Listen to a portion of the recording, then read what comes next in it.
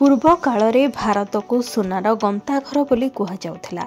आज देशर अनेक स्थान में भरपूर मात्रा सुना रही। भारतर कर्णाटक राज्य में सबुठु अधिक सुना उत्पादन करा जाए। तेबे कर्णाटकर कोलार हुटी और पुटी नामक एक स्थान अच्छी जोठी गोल्ड माने सुना खଣି भरी रही। भारत में कर्णाटक व्यतीत आंध्र प्रदेश और झारखंड भली राज्य में सुना उत्तोलन करा जाए। तेबे आज आमे जानिबा भारत में केउठारु ओ केमिति सुना उत्पादन करा जाय थाए।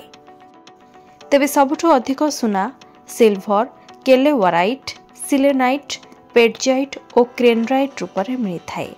अधिकांश सुना भूतल खणिरु आसी थाए। पाखापाखि 1 टन पत्थररू मात्र 4 ग्राम सुना बाहरे।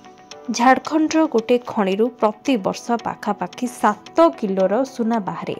7 प्रकारर प्रक्रिया परे खणिरु सुना को बाहर करा जाए, जेउथिरु 3टी रासायनिक प्रक्रिया होइथाए और अन्य 4टी प्रक्रिया मनीषों द्वारा करा जाए। सर्वप्रथमे परीक्षाकारी जांच करा जाए जे केउ पत्थर रे सुना अछि। जेतेबेले एही विषय जना पड़े तापरे डायनामाइट साहाय्य द्वारा भूमि को फटाई दिया जाए। 300 रु 400 मीटर गभीरतारू पाखापाखि 1 टन पत्थर बाहर करा जाए। चट्टाणरू बाहरी मलबे को मेसिन साहाय्य 4 रु 5 घंटा पर्यंत पेशा जाए। एतिकी समय यह बाली रे परिवर्तन हो जाए।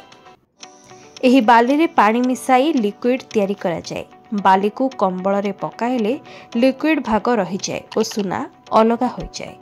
कंबल को पानी रे धोइले सुना मात्रा अलगा होई पानी रे मिसी जाए। एही पानी को टेबुल रे ढला जाए। एथिरो पानी बही जाए और सुना जमी जाए। एथिरो सुनार बिस्कुट और प्लेट तैयारी हुए। साइनाइड प्रक्रिया गोटे होई थाए, माने सुना मिश्रित पत्थर रे जदि सुनार मात्रा कम थाए ताहले रासायनिक प्रक्रिया व्यवहार करा जाए।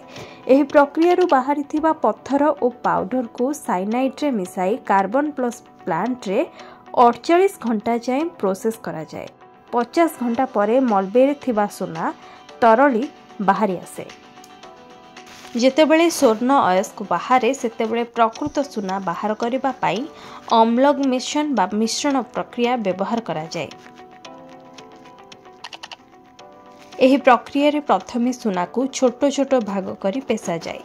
एही स्वर्ण कणिका मर्क्यूरी सह मिसे सेतेबेले मिश्रण तैयारी होई थाए। एहा परे मिश्रण को अधिक मात्रा रे गरम करा जाए। एही प्रक्रिया बेस सावधान सह करा जाए, कारण एथिरो विषाक्त गैस बाहरी थाए जहाँकि शरीर पाई ठीक रुहे नहीं।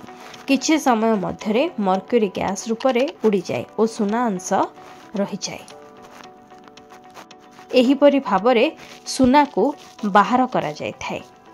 तेबे आशा अच्छी आजिर एही इनफॉरमेशन टी आपनको भल लागिथिबो। आम भारतीय सुना सह जड़ित एही खबरटी जदि आपनको भल लागि थाए तेबे एहाको खूब मात्रा रे शेयर करंतु। एभली इनफॉर्मेटिव वीडियो जदि देखिबाकू चाहुचंती ताहले मो चैनल को आज ही सब्सक्राइब करंतु।